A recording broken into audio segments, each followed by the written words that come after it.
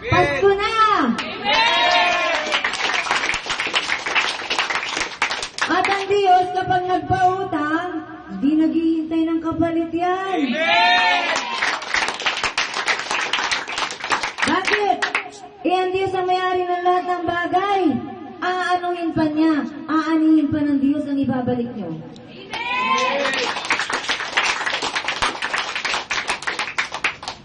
Mag-isip nga kayo kung kanino kayo uutang. Sa Diyos!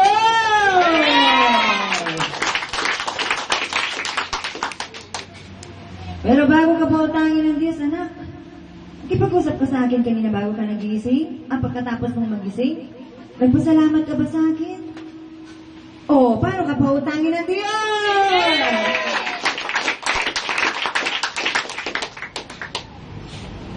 Pero sa Diyos, walang utang-utang. Bigay! Bigay! Bibigyan ka ng Diyos! Ang tanong, magbigay ka muna sa Diyos ng pasasalamat. Pagkagising sa umaga, ginawa mo ba? Pinuri mo ang Diyos. Pagkagising sa umaga, Jojo, nang magkasakit ka, tinawag mo ba si Jesus? O, palakpakan ng Diyos! Ngayon, di kayo nabawasan ang kalungkutan ng puso ng nanay at tatay nyo. Ng pag-aalala, sapagkat sa tuwing magkakaramdam kayo, sis, may sakit yung anak ko. Anong gagawin ko? May karamay na kayo ngayon!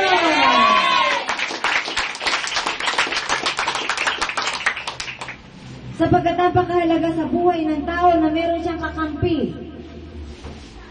Sa panahon ng paghihirap ng kalooban, mayroong dadamay sa kanya.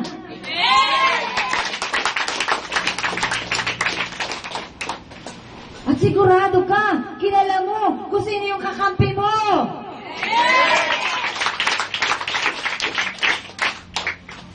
Higit pa yan sa anumang kayamanan na meron ng tao. Kapag alam mo kung paano lumapit sa Diyos, may sakit ang anak mo. Simple. O Panginoon, malamang may nagawa na naman kaming kasalanan. Kaya narito na naman ang pagsubok sa buhay namin. Forgive us, Panginoon. Kung ano man ang kasalanan aming nagawa, patawad po.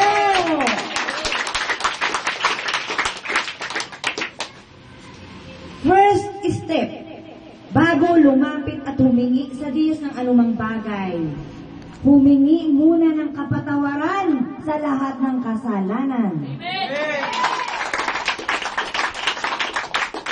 Sapagkat ang kasalanan, yan ang hadlang sa paglapit ng tao sa Diyos.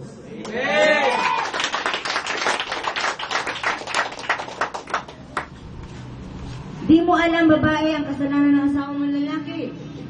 Meron kang idea, meron siyang babaeng kinakasama. Kasalanan ng asawa mo lalaki, lumapit ka na sa Diyos. Panginoon, patawarin mo ang asawa ko. Hindi niya alam ang kanyang ginagawa. Nawawala siya sa sarili niya. Patawarin mo na siya alang-alang sa anak namin.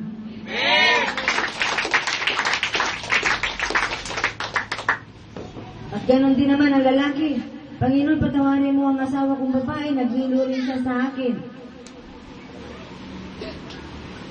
Sapagkat ang mga kasalanan yan ay sumpa.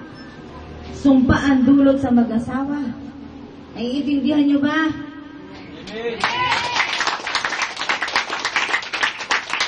Kaya mga anak na nagsasuffer. Yung mga sakit-sakit na yan. Kaya mag-isip-isip kayo. Palayain nyo na ang sarili nyo sa kasalanan. Yan ang tinatawag na bilanggo kayo. Kahit na wala kayo sa loob ng rehas. Ang akala niyo mga bilanggo, yun ang mga sa CDJ lang. Yun ang mga sa Muntinlupa lang, nasa loob ng rehas. Ang mga tao na nagkakasala ay bilanggo din.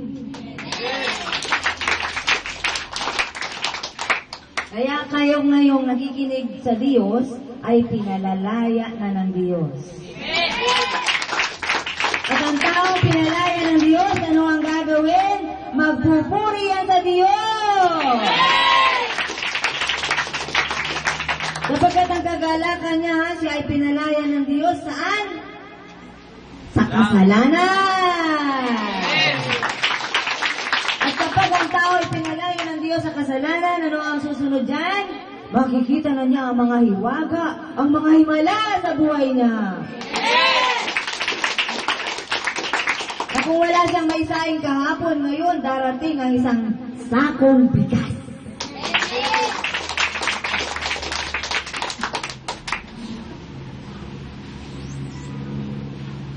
Buksan ninyo ang inyong mga pananampalataya. Wala kayong bigas. Panginoon, wala kaming bigas. Pero sabi mo, humingi kami sa iyo araw-araw. Kaya huwag kang malungkot kung yung araw na yun, ang kailangan ninyong bigas ilang kilo, 2.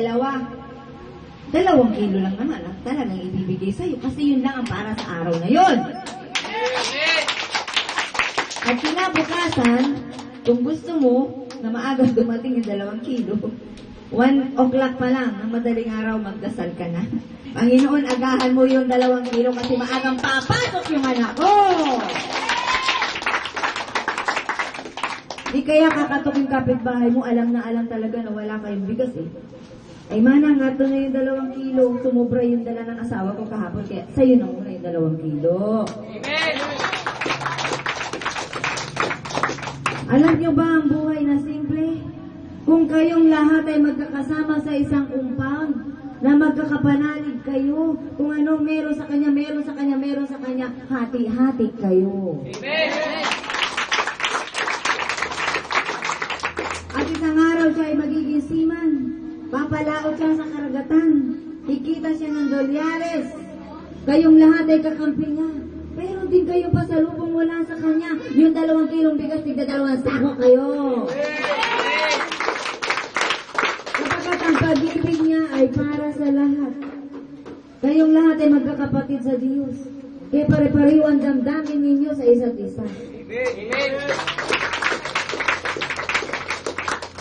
Kung meron kang kapatid na wala, hindi mo na kakailanganin pang hingan ka. Ikaw mismo, magbubukas ka na ng wallet mo at sasabihin mo, o sige, pumasok ka bukas ha, good for 1 week yung baon mo. Yes! Sapagkat ikaw ay tumanggap ng biyaya mula sa Diyos. Hindi ka rin humingi sa Diyos, maaaring napakatagal ng panahon yung paghingi mo. After 4 years, dumating yung biyaya sa buhay mo sapagkat doon ka pala nakatapos sa pag-aaral mo. Amen.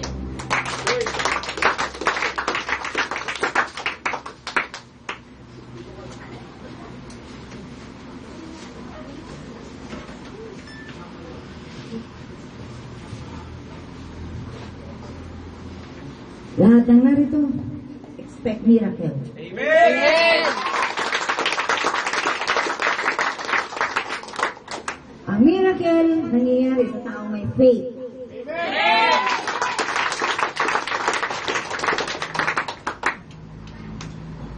At yung faith, ginagampanan niya. Gumagawa siya.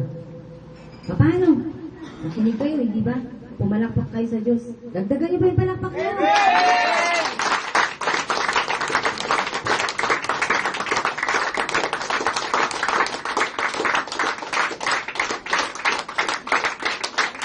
Yung makasalanan pa kayo,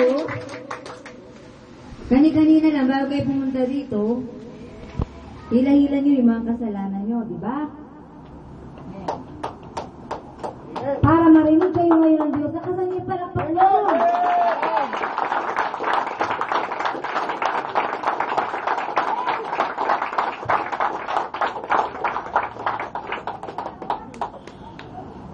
Tanging pag-asa ninyo ang Diyos. Lulugo-lugo pa kayo kapag harap ng Diyos. Ubusin niyo ang natitirang lakas niyo sa harapan ng Diyos. Di paling mamatay kayo kapag pupuri sa Diyos. Pero napiling mo lang sa kayo at away sa Diyos.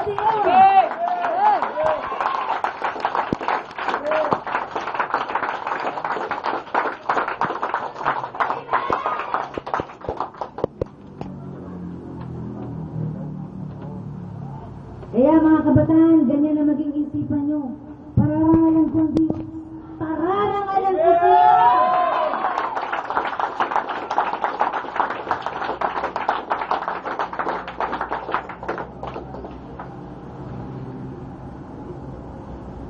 At ito ang pangako ng Diyos, ha? Ang sino man nagpaparangal sa akin ay pararangalan ko rin.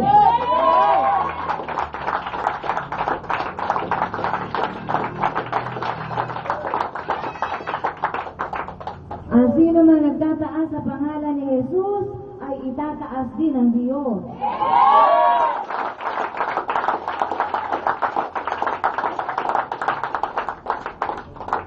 Kaya kahit ano man ang sitwasyon nyo ngayon sa buhay nyo, kalimutan nyo na yan. Ang mahalaga, kasama nyo na ang Diyos.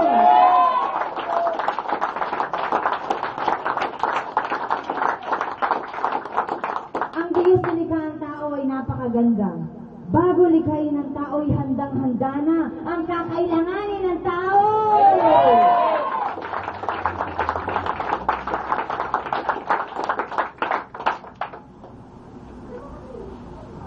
Kaya ngayon, kung kayo may nakasadlak sa kasalanan, tawagin niyo lang ang Diyos, sabihin niyo, Panginoon, palayain mo ako sa pagkakabilanggo ko sa droga.